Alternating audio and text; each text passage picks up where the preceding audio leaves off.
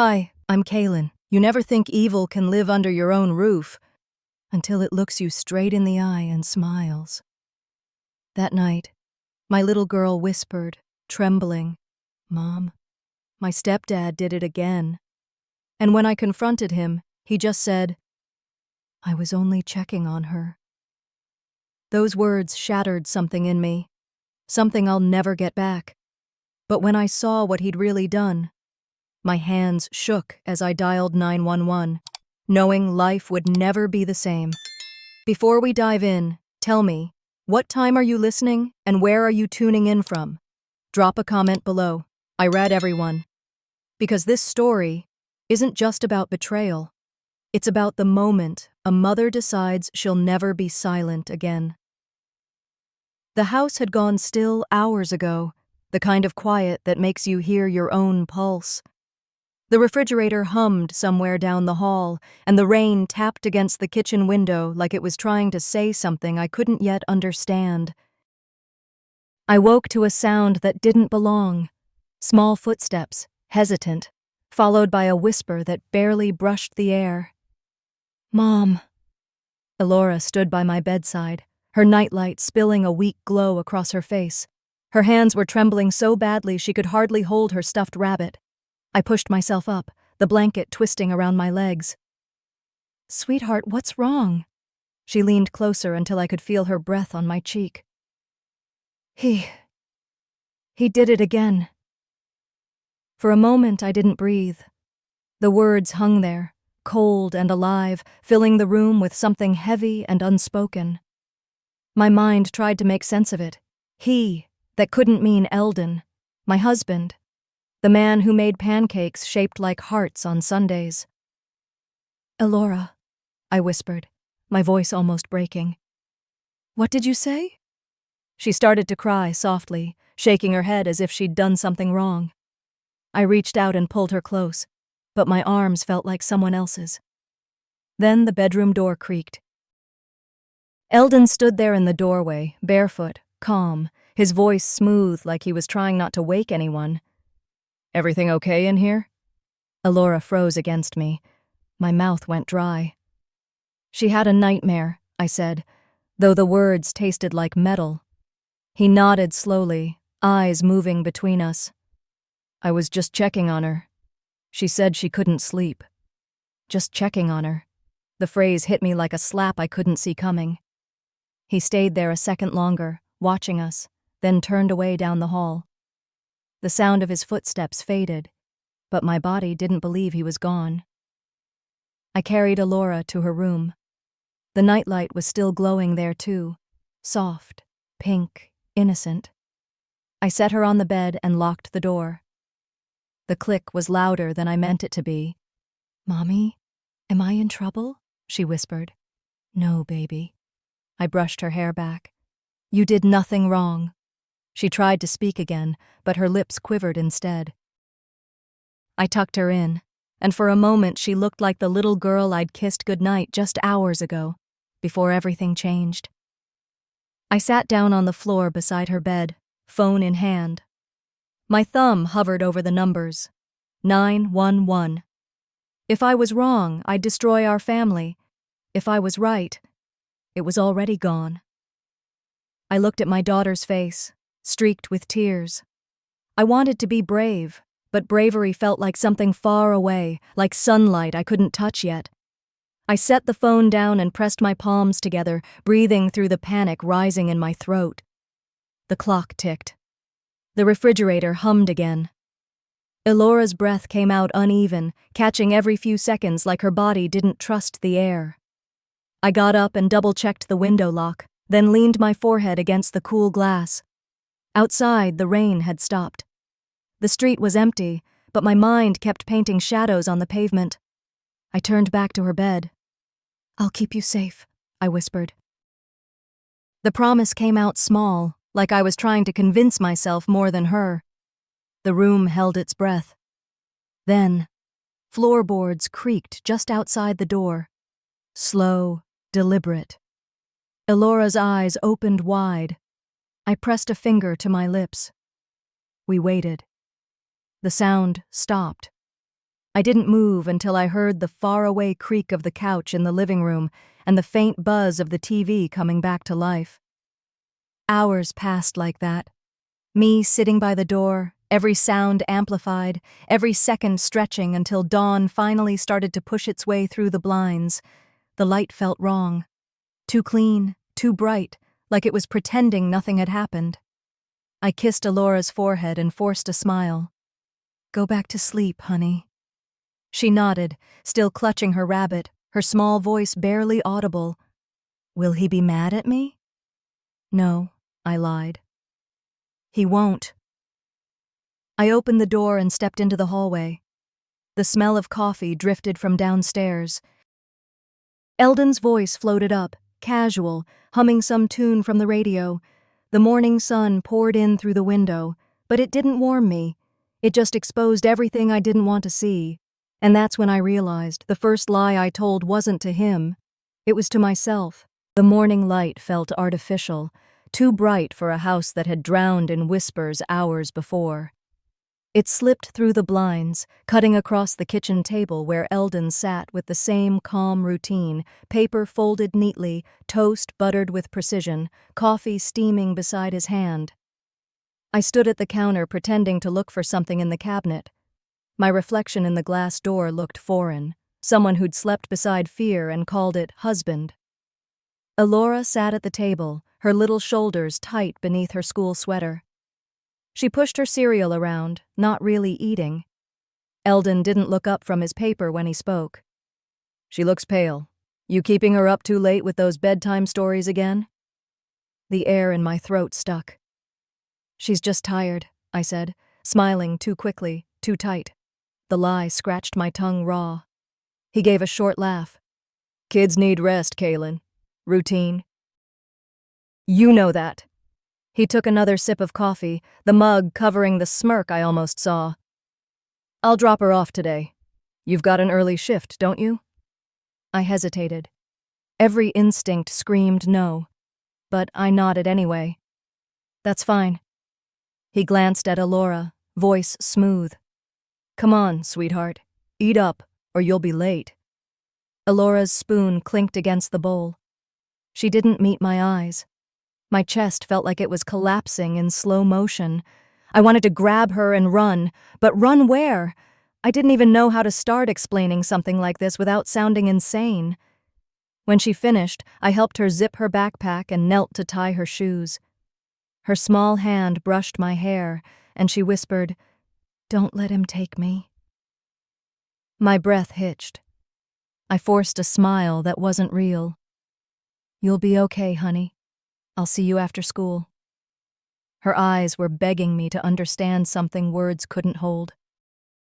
When the front door closed behind them, I stayed standing in the hallway until the sound of his car faded down the street. My hands were shaking. I walked to the kitchen, poured the coffee he'd left half full into the sink, and watched the brown liquid swirl down the drain. The silence after was unbearable. I moved to Alora's room. The morning sun painted her toys in a strange light, everything too cheerful, too clean. I sat on her bed and picked up her stuffed rabbit. The pillow was slightly raised. When I lifted it, something small and spiral-bound caught my eye. A notebook. Pink cover. Stickers half peeled off. I opened it. The first few pages were drawings. Stick figures holding hands, a house, a sun. But as I turned the pages, the colors changed. Darker lines, heavier pencil marks, a tall figure with long arms, a smaller one with tears drawn like rivers down her cheeks. Underneath, "He says it's our secret." My knees went weak. Page after page, more drawings. Some with words I couldn't bear to read twice. In one corner of a page, a yellow sun with crooked rays and the words, "Mom says the sun means safety." I pressed my palm over that sun. It felt like she'd drawn it to remind herself that somewhere, somehow, I'd protect her. The air in the room thickened. My training as a nurse told me what I needed to do: report, document, get her examined. But the part of me that had lived long enough to see how the world treats women who speak up whispered something else. What if no one believes us? Eldon was the kind of man who remembered neighbors' birthdays, who helped the old lady next door shovel her driveway. Everyone loved him. People said I was lucky. I hated that word. I sat there for a long time, the notebook open on my lap, until my phone buzzed beside me. I jumped. The screen flashed Maple Creek Elementary. I answered, trying to sound normal. "Hello? Mrs. Rayner?" The secretary's voice was brisk but uncertain. "Is Elora feeling all right today?" "Yes," I said, frowning. "Why?" "Well, her teacher called attendance and she's not here. We assumed you'd kept her home sick." The room spun. "What do you mean she never arrived?" "Her name wasn't on the drop-off list this morning. Maybe there's been a miscommunication?" The phone slipped from my hand, hitting the carpet with a dull thud. I didn't even grab my coat. My feet hit the floorboards fast, the house echoing with the sound. The front door flew open, and cold air slapped me awake. The street outside looked ordinary, mailboxes, trimmed lawns, sprinklers hissing, but it wasn't ordinary anymore. My world had just fractured. I started running barefoot down the driveway, calling her name into a neighborhood that suddenly felt like a trap. The quiet suburban street looked exactly the same. Mailboxes lined up like sentries, sprinklers hissing over perfect lawns, the faint hum of a lawnmower somewhere down the block. But nothing looked real anymore. My bare feet hit the pavement, cold and rough, as I screamed my daughter's name. "Elora!" Each shout tore something inside me. Neighbors peeked through curtains, but no one opened their doors. A woman across the street stepped out halfway, clutching a mug, then turned back in. Maybe she thought I was just another frantic mother who'd misplaced her kid for a minute. But this wasn't that. I knew what danger looked like. I'd seen it in the ER. It wore calm faces. It smiled. I ran to my car, fumbling with the keys, and slammed the door. The tires screeched so hard I smelled the rubber burn. My hands gripped the wheel until my knuckles went white. The drive to the school blurred, red lights ignored, horns blaring behind me. When I pulled into the lot, the playground was empty, swings motionless, a single backpack left on a bench that wasn't hers. The building's glass doors reflected the sunset, gold and sharp, like a cruel trick of light. I rushed inside, breathless. "Where's Elora Rayner? She didn't come home." The teacher looked confused. "She wasn't here today, Mrs. Rayner. Maybe she's with her father?" "She doesn't have—" I stopped myself, shaking my head. "No, she was supposed to be here." The secretary frowned, checking the logbook. No sign-in from Eldon Rayner either. Maybe he dropped her at the wrong gate? I followed her to the small security office. The guard, a young man with kind eyes, replayed the footage. The screen flickered. Cars, buses, children running, but after the moment Elora should have stepped off the bus. Nothing. Just static and a parked sedan that blocked the angle. The sound of my own heartbeat filled my ears. My lips tasted of copper. I realized I'd been biting them raw. "She's 7, I whispered. "She never wanders." The secretary reached out, voice soft. "We'll call the local police, ma'am." I was already out the door. At the station, fluorescent lights buzzed overhead, too bright for what I felt. The officer behind the counter typed slowly, each click of the keyboard sounding like a countdown. "Sometimes kids just get distracted, ma'am. We'll have a patrol take a look around." "Distracted?" I snapped. "My daughter doesn't just disappear." He blinked, shifting in his chair. "We'll do everything we can." I slammed my palms on the desk, the echo sharp and final. "Then start now." They exchanged looks, the kind people give when they think you're hysterical. I wasn't hysterical, I was terrified. There's a difference. When they finally agreed to send a car, I turned, and there he was. Eldon. He walked in slow, composed, like he'd rehearsed worry in a mirror. "What's going on?" he asked, his voice heavy with practiced concern. "I came as soon as I heard." I wanted to lunge at him, to shout everything right there in front of the officers. But a voice inside me whispered, "Not yet. If he's involved, and he knows you know, she's as good as gone." So I nodded stiffly, eyes burning. "Elora's missing." He put a hand on my shoulder. "We'll find her." His thumb pressed lightly, like a warning. Hours crawled by. The world outside the station dimmed into gray. I sat on a metal chair that groaned under every shift of my body. The clock ticked louder than it should have. Then a voice from the radio crackled. "We've got a report from Maple Ridge Park. Someone saw a kid sitting alone near the woods." Before the officer could finish, I was already out the door again. The drive felt endless, my vision tunneling as headlights cut through the dusk. The park was nearly empty. I ran across the damp grass, the smell of pine thick in the air.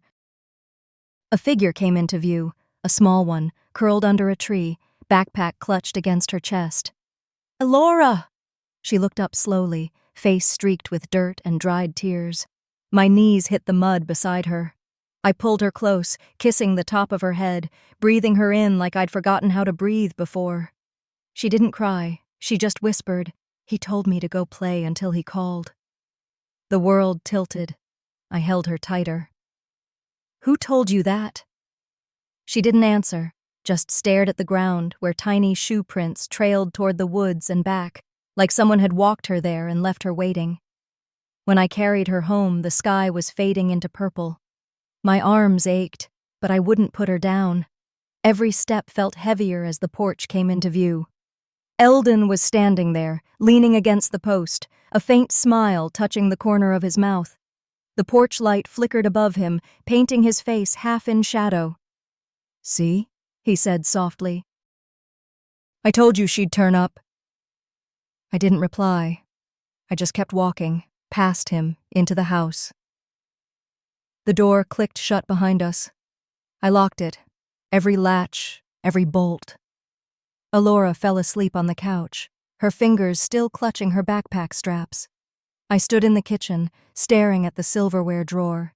My reflection in the handle looked unfamiliar. Someone cornered, someone done being afraid. That night, when the house finally went silent again, I opened the drawer and slid out the small metal key I'd hidden years ago. The one I swore I'd never use. The metallic sound of the drawer sliding open cut through the silence, a promise I never thought I'd have to keep. The metallic sound still echoed in my ears long after the drawer closed. I sat in the half-dark, my hands resting on the cold table surface, the rain outside stitching its quiet rhythm against the windows. The air felt heavier than it should have, as though the house itself knew what I was about to do. Eldon was sitting across from me, legs crossed, newspaper folded neatly beside his plate. The lamp between us cast an amber circle of light that barely touched his face. He smiled like the evening was ordinary, like nothing had cracked between us. "You're quiet tonight," he said, his tone soft, measured. He poured himself a glass of red wine, the liquid glinting dark as blood. I didn't answer right away. My hands were steady, my voice calm, too calm for what was boiling inside me. "There's nothing left to say." He raised an eyebrow. "That doesn't sound like my wife. Usually you're the one reminding me to talk things out." My laugh came out dry. "Talking doesn't fix everything." He leaned forward, pretending concern. "If this is about earlier, about Elora, Kaylin, kids her age imagine things. You know that better than anyone." The way he said it, using my name like he owned it, made my skin crawl. I met his eyes for the first time that night. "If you ever touch her again," I said, my voice even, "I'll end you." The silence that followed was so sharp it hummed. For a second, he didn't move. Then he smiled, slow, deliberate. "You've been watching too many crime shows." "I'm not watching anymore," I said, leaning forward. "I'm living one." He chuckled under his breath, shaking his head like I was being dramatic. "You know, Kaylin, it's funny. You're the one who always preaches about second chances and compassion. That nurse's heart of yours, so forgiving." Compassion isn't the same as blindness, I said. My hand rested under the table, fingers brushing the outline of cold metal beneath my sweater. He didn't notice, or maybe he did and didn't think I had it in me. The clock on the wall ticked louder. Each second was a drumbeat under my ribs. He took a sip of wine, never breaking eye contact. You're making a mistake. Think of what this will do to her. You'll destroy that little girl's sense of family. My jaw tightened. I am thinking of her. That's why you should start packing. Something flickered in his expression, a brief flash of surprise, then calculation. He stood up slowly, placing his glass down with exaggerated care. You've changed, Kaylin. That's dangerous for you. You used to know your place. He walked around the table, close enough that I could smell the cologne he'd worn on our wedding day. He brushed a strand of hair behind my ear, the gesture tender but poisoned. You'll regret this, he murmured, his breath hot against my skin. I didn't flinch. Not as much as you will. For a moment, something real crossed his face, something sharp like fear or fury, but then it was gone. He leaned down and kissed my forehead, a grotesque mockery of affection, and whispered, "Good night, sweetheart." I didn't turn around as he walked away. His footsteps moved up the stairs, slow, deliberate, echoing through the hollow of the house. The rain outside grew harder, hammering against the glass like it wanted in. My hand found the small pendant lying on the table, Elora's sun necklace, the one she'd drawn in her notebook. Its chain was snapped. I closed my fist around it until it bit into my palm. The clock ticked. The wine glass still swayed slightly, red staining the rim. I sat there listening, counting his steps, waiting for the creak of the floor above to stop.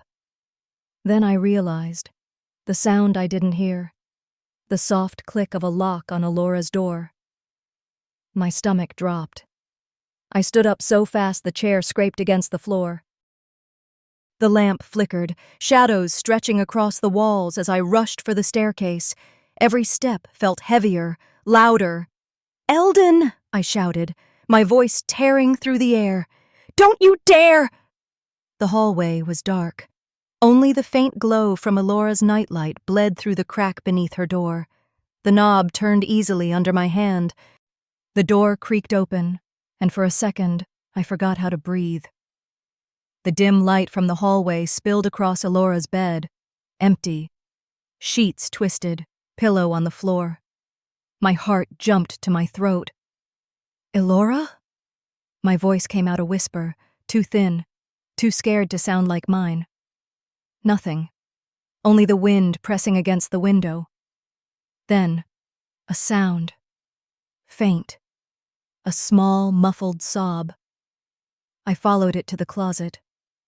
My hands trembled as I opened the door.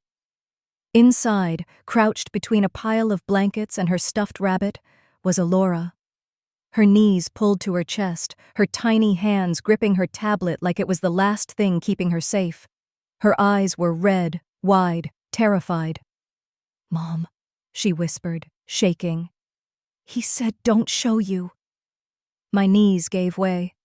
I knelt beside her, brushing the hair off her damp face. "Show me what, sweetheart?" She hesitated, then handed me the tablet. The screen flickered to life, the dim blue glow lighting both our faces. For a moment, I didn't understand what I was looking at. Then I did. The image came from her nightstand camera, the small baby monitor I'd bought months ago, the one Eldon had insisted was too much. But there it was, recording, and what it showed. My lungs forgot how to move. I saw her tiny form in the bed. I saw him sitting beside her. His voice, low, calm, like every morning over coffee. The tablet slipped from my hands and hit the carpet with a dull thud. Elora flinched. "Mom, I didn't mean to." No, I whispered, gathering her close. My throat burned from holding back a scream. "You did nothing wrong, baby. Nothing. Her small arms clung to me, her heart beating fast against my chest. He said if I told you'd leave me. That broke me. Right there, on the floor, in the dark, surrounded by toys and the sound of the storm outside, I felt something inside me die, and something else take its place. I lifted the tablet again, forcing myself to watch. My tears blurred the image, but my hands didn't shake anymore. They were steady, cold. I plugged in the small flash drive from my keychain and copied the footage. My breath was shallow, but my mind had already shifted from panic to purpose. When it was done, I tucked the drive into my sweater pocket and set the tablet aside. "You're safe now," I whispered into Alora's hair. "You hear me? You're safe." She nodded, eyes half closed, exhausted from fear. I lifted her onto the bed, tucked the blanket up to her chin, and kissed her forehead. "I'll fix this," I promised softly. "I swear." When her breathing evened out, I slipped into the bathroom and locked the door. The mirror caught me, pale, hollow-eyed, not the woman I remembered.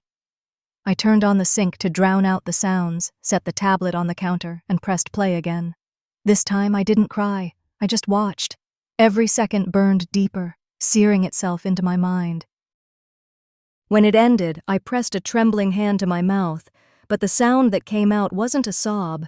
It was something quieter, sharper, a promise. I thought of every victim I'd treated in my years as a nurse, every child I'd cleaned and bandaged, every story I'd tried to block out afterward. And now I was living one. My reflection blurred in the fogged mirror. The rain outside hit harder, a steady roar. I looked toward the window, water streaking down the glass. "The storm's the only thing telling the truth tonight," I whispered. I grabbed my phone, opened my contacts, and scrolled past names that meant nothing now, until I found hers. Leora Grant. We'd been friends since high school. She'd joined the force the same year I started at the hospital. We hadn't talked in months. I typed one line, "I need you. It's about Alora." My thumb hovered over send. Then I pressed it. A soft knock startled me. Eldon's voice came through the door, smooth, casual. "Everything okay in there?" I stared at my reflection, forcing my breathing steady. "Just brushing my teeth," I said, surprised at how normal my voice sounded. He chuckled. "You're up late." "Couldn't sleep." I waited. The silence stretched too long. Finally, his footsteps moved away. Or at least I thought they did. I reached into the cabinet above the sink, pulled out the first aid kit, and slid the flash drive beneath the gauze rolls. It wasn't much of a hiding place, but it would have to do for now. My hands were steady as I closed it. For the first time in days, I felt control returning. Thin, fragile, but real. I looked up and froze. In the mirror's reflection, the hallway behind me was dark except for a sliver of light from under the door. And there, motionless, was a shadow. Broad shoulders, still as stone. He hadn't gone anywhere. I stood there, breath caught, every muscle locked in place. The rain pounded harder, wind rattling the glass like it was warning me. I didn't move, neither did he. And the next morning, the house felt colder, as if the walls themselves had turned against me. The storm had passed, but the silence it left behind was worse. I moved slowly through the kitchen, pretending I hadn't spent the night awake, listening for every creak of the floorboards above. The smell of burnt coffee lingered in the air. I poured myself a cup anyway, just to keep my hands busy. My fingers itched to check the hiding place, but I forced myself to wait until I heard the faint sound of the shower upstairs. When I finally opened the first aid kit, the flash drive was gone. The empty slot looked like a mouth that had swallowed my last bit of hope. "Looking for something?" His voice came from behind me, steady, casual, too calm. I turned, every muscle tightening. Eldon stood in the doorway, tie half nodded, a faint smirk on his face. "Just bandages," I said, forcing my voice light. Elora scraped her knee yesterday. He nodded slowly, eyes never leaving mine. Right.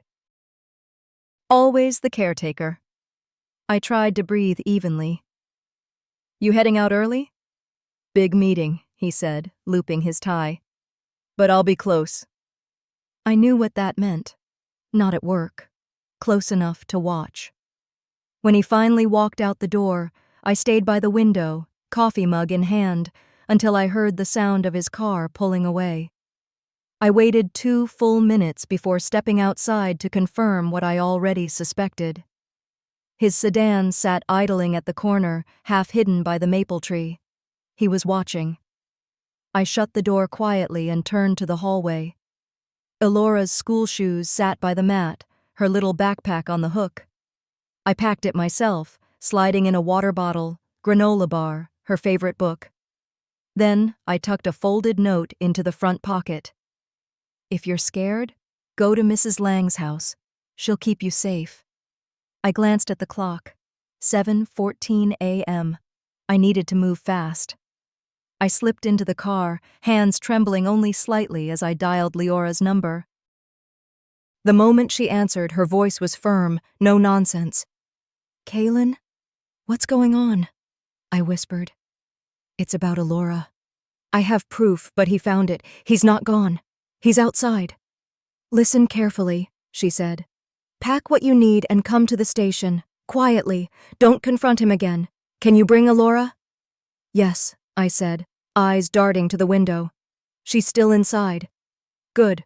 Stay calm. I'll be waiting. I ended the call and ran back into the house. The coffee had gone cold. The ticking clock sounded too loud. I moved toward Elora's room, calling softly, Sweetheart? We're going for a little drive. Silence. Her bed was empty. Her shoes, gone. The room smelled faintly of rain and lavender shampoo. The curtains stirred from the open window. For a second, the whole world tilted. Elora? My voice cracked. Baby, answer me! I searched the closets, under the bed, the bathroom, the backyard. Nothing.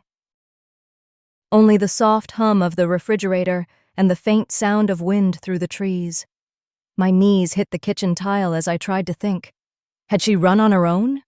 Or had he taken her again, to remind me who was in control?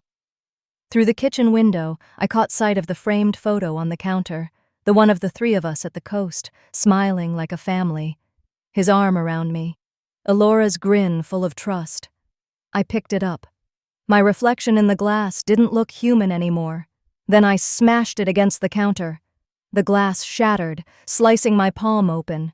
Blood spread across the photo, dripping into our smiles until all 3 faces blurred into red and rainlight. My phone buzzed on the counter.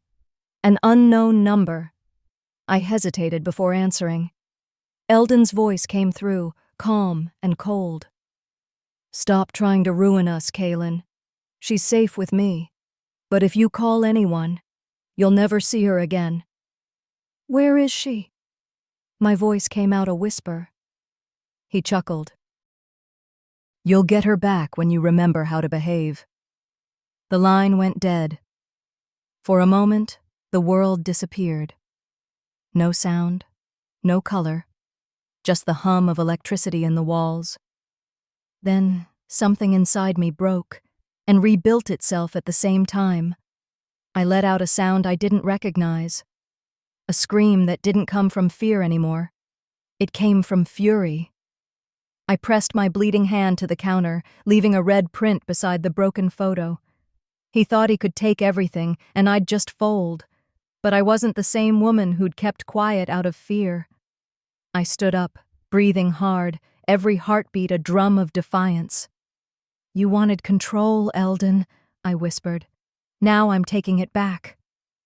That night, I packed the gun, my phone, and the last picture Elora drew, the one with the sun in the corner.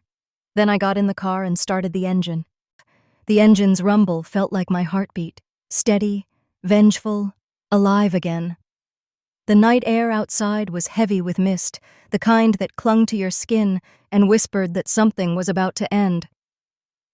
I parked across from the clinic, the same place where I'd once brought coffee to Eldon after his long shifts, the place I thought was built on healing. Now, it felt like enemy ground. The building's lights were still on. His car sat in its usual spot, gleaming under the street lamp. I killed the engine and sat in silence for a moment, gripping the steering wheel until my knuckles turned white. Then I opened my phone. The voice recorder app blinked open, red light waiting. I pressed record and sent a live feed straight to Leora. She'd texted minutes earlier. "Be careful. I'm close." I stepped out of the car. My shoes sank slightly into the damp gravel. Every sound, the hum of the streetlight, the distant thunder, felt sharper. My reflection flashed faintly in the glass door as I walked up the short ramp. I told myself to breathe, to look normal, to be the nurse stopping by for a forgotten lunch. Inside, the air smelled like disinfectant and lies. Then I heard him. Eldon's voice came from the next room, low and deliberate, each word coated in poison. "She won't talk. She's too scared. I made sure of that." My stomach clenched. I could hear the faint click of a lighter, his sigh of satisfaction. I moved closer, careful not to let my shoes squeak on the linoleum. I slid my phone from my pocket and set it face down on the counter, its red light blinking like a pulse. He turned, startled at first, then smiled. That same smug, practiced smile he wore at church potlucks and community meetings. "Kaylin," he said smoothly, "you came to apologize?" I shook my head, my voice steady. "No, to listen." The smirk faltered for half a second before he noticed the phone. "You recording me?" He lunged forward. I stepped back, but he grabbed for the counter. Papers flew, a glass pen holder shattered on the tile. His arm hit my shoulder, sending a shock of pain down to my wrist. "Turn it off," he shouted, his calm mask slipping. I shoved him back. "No!" The struggle was messy, uncoordinated, real. He knocked over a lamp, and for a brief second the entire room plunged into shadow, except for the harsh glow of the phone light reflecting off the floor. My hand throbbed, my pulse pounding in my ears, but I didn't freeze. Not this time. "You think you can destroy me?" He spat, his voice echoing off the sterile walls.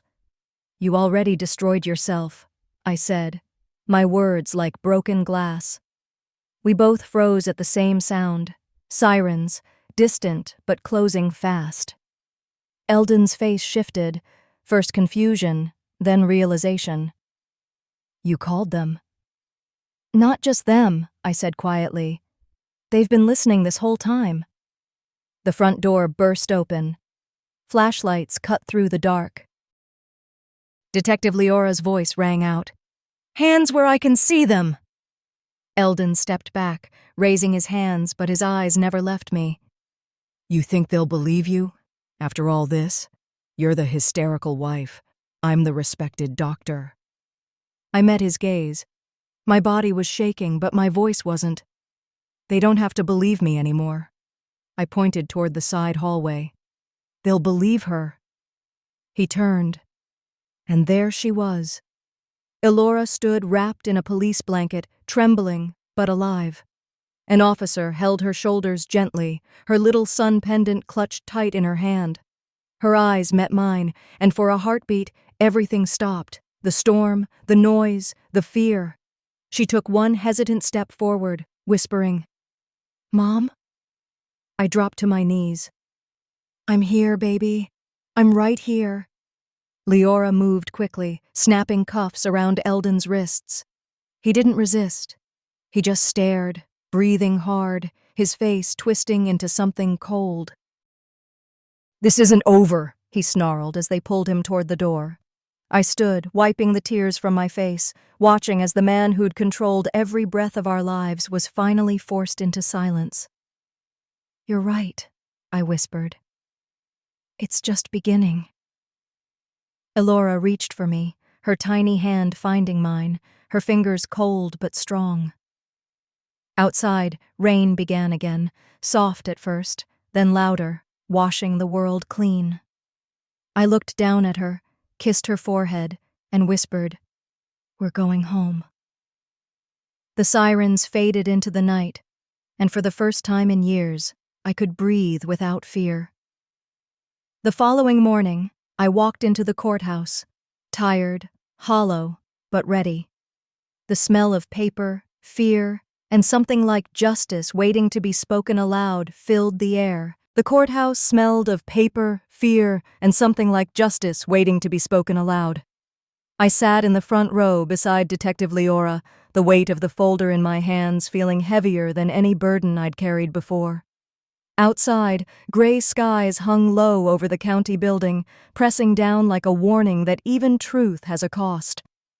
Across the room, Eldon sat in his orange jumpsuit, wrists cuffed, yet somehow he still managed that same calm smirk, the one that used to make me doubt myself. His lawyer leaned in close, whispering strategy into his ear. He didn't look at me, not directly, but I could feel his presence, the same cold shadow I'd lived under for years. The judge entered, gavel in hand. "Court is now in session." My heartbeat thudded in my ears. I glanced at Alora sitting behind me, wrapped in her grandmother's shawl. Her little hands clutched the sun pendant I'd given her. She caught my gaze and gave me a small, brave nod. When the prosecutor began, it felt like time stopped moving. The flash drive, the one I thought I'd lost forever, was held up for the jury to see. Leora had recovered it from a hidden folder on Eldon's computer, restored by a forensics team. She glanced at me before placing it into evidence, and I felt my throat tighten with gratitude. The lights dimmed. The screen flickered on. The first few seconds were just static and low hums. Then, Elora's room appeared. Soft lighting, pastel walls, her stuffed rabbit in the corner. The sound that followed tore through me. A small, frightened voice saying, "Please don't. I'll be good." A hush fell over the courtroom. No one breathed. My hands gripped the edge of the table so tightly that the wood bit into my skin. I kept my eyes open, forcing myself to see what I had once been too terrified to believe. My daughter's trembling voice filled the room, and I could hear my own heart breaking all over again. Beside me, someone sniffled. A juror wiped her eyes. Eldon shifted in his chair, jaw tightening, eyes darting toward the floor. For the first time, the smirk was gone. Then he snapped. "That's fake!" he shouted, jumping to his feet. "She's framing me! She—" "Mr. Price," the judge warned sharply. "Sit down." He ignored her, turning toward me with wild eyes. "You think this proves anything? You've always been crazy." I stood up slowly, hands shaking but voice steady. "You taught her fear," I said, the words calm but heavy. "I taught her truth. And today, she wins." The silence that followed was deafening. Eldon froze, the words hitting him harder than any blow. The bailiff moved in, pushing him back into his seat. His lawyer whispered frantically, but the damage was done. The judge gave a firm nod. "Continue the playback." The video ran for another minute, then cut to black. The room stayed quiet, the sound of Elora's faint sobs echoing long after the footage ended. I wanted to reach for her, to hold her, but I knew this was her moment too. She was no longer a secret. Leora took the stand next. Her testimony was calm, precise. How she'd traced the digital trail, recovered the deleted footage, confirmed the timestamps. Every piece aligned perfectly. Every lie Eldon had told unraveled, strand by strand. When she finished, the defense lawyer barely spoke. His eyes were distant, his tone resigned. Even he knew there was nothing left to fight for. Eldon sat still now, eyes lowered, his fingers twitching against the cuffs. The arrogance had drained from his face, leaving only the hollow man underneath. I glanced at Alora again. The pendant around her neck caught the courtroom light, glowing faintly against her skin. The same pendant I now wore on my wrist. A reminder.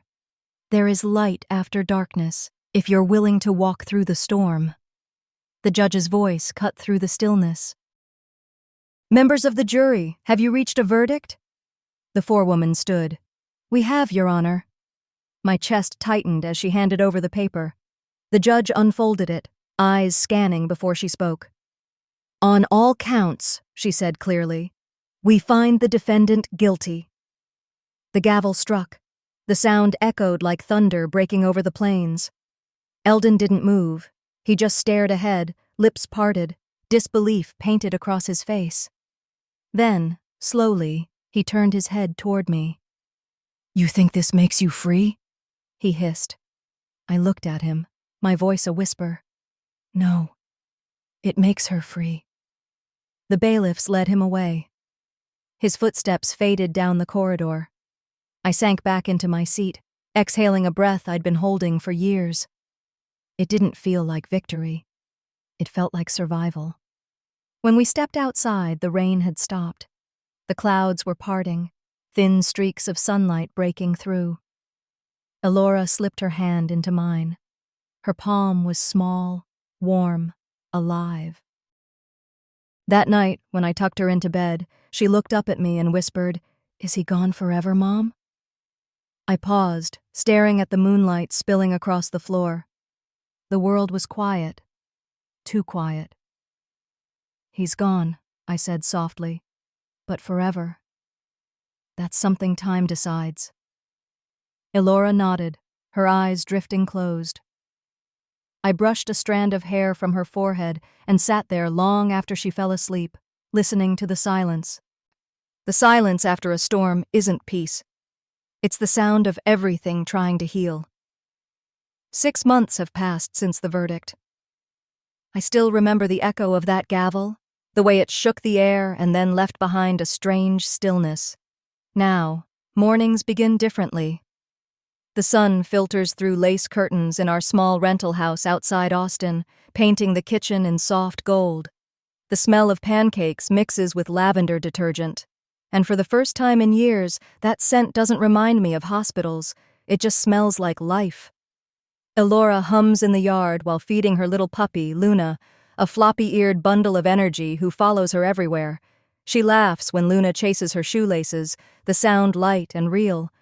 I stand by the window, coffee in hand, watching them. Every laugh she gives me feels like a miracle I wasn't sure we'd ever earn. Our home isn't big. 2 bedrooms, a creaky porch swing, and a patch of dirt we turned into a garden. Elora planted marigolds and sunflowers herself, small and crooked at first, but now they bloom like they've decided to take up all the space they were once denied. Every morning I water them, careful not to disturb the ladybugs that like to nap on the petals. Sometimes, though, when the phone rings, my hand still trembles. The sound slices through the calm like an old ghost. I remind myself, he can't reach us. He's behind bars. Still, trauma doesn't disappear. It lingers like a scar under the skin, invisible, but always there. I've learned to live with it, to breathe through it, to make breakfast, fold laundry, help with Elora's reading homework, all while the world slowly rebuilds itself around us. That afternoon, a letter arrived. The envelope bore the seal of the district attorney's office. My pulse quickened as I opened it, the words inside clear and brief.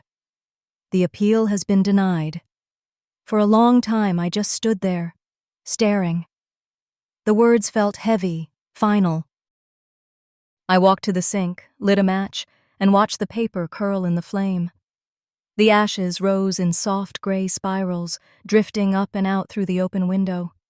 With each flicker, I felt something leave my chest, a weight I'd carried too long. Later that evening, I sat on the porch swing, watching Elora and Luna play among the flowers. She wore the repaired sun pendant, the one that had once snapped during those dark days. It caught the fading sunlight, glowing faintly as she spun in circles. "Mom!" she called. "Look, it's fixed again!" I smiled. "It's stronger now, sweetheart. Just like you." After dinner, we read her favorite book together. Halfway through, her eyes started to flutter, sleep tugging her away. I brushed her curls off her forehead, turned off the lamp, and started to leave when her small voice broke the quiet. Mom, do bad dreams ever really go away? I sat back down beside her, my hand resting on her blanket. Not always, honey, I whispered. But they can't hurt you once you know they're just dreams. Her fingers tightened around mine. Then I'm not scared anymore. I kissed her forehead. That's my brave girl. When she drifted off, I lingered. I reached for her pendant and felt the warmth of it in my palm. That little sun, once just a symbol of survival, now meant rebirth. The proof that light can come from even the cruelest fire. In the bathroom mirror, I caught my reflection. For the first time, I didn't see a victim. I saw a woman who fought, who stumbled, who refused to stay silent. The scars hadn't vanished, but they'd changed shape. No longer wounds, just reminders. I opened the window, the same kind I used to slam shut out of fear. The air outside was warm, carrying the smell of wet soil and marigolds. The curtains fluttered like wings. I let the wind fill the room, touching every corner that once felt trapped. Justice hadn't fixed everything. It hadn't erased the nights I cried in silence, or the guilt that I didn't see sooner what was happening right in front of me. But it gave us something else, a beginning. And sometimes, that's all survival really is. The screen door creaked. Alora ran in, holding a marigold almost too big for her tiny hand. Mom, for you. I took it, the petals soft and trembling in the breeze. For both of us, I whispered. She giggled, kissed my cheek, and ran back out to the yard. I watched her go, sunlight dancing in her hair, Luna bounding close behind. And in that moment, with the garden swaying and the wind breathing through our little house, I realized, after everything, we were finally home. Have you ever faced a moment when silence felt easier than truth? What would you have done in my place? Tell me in the comments. I read everyone,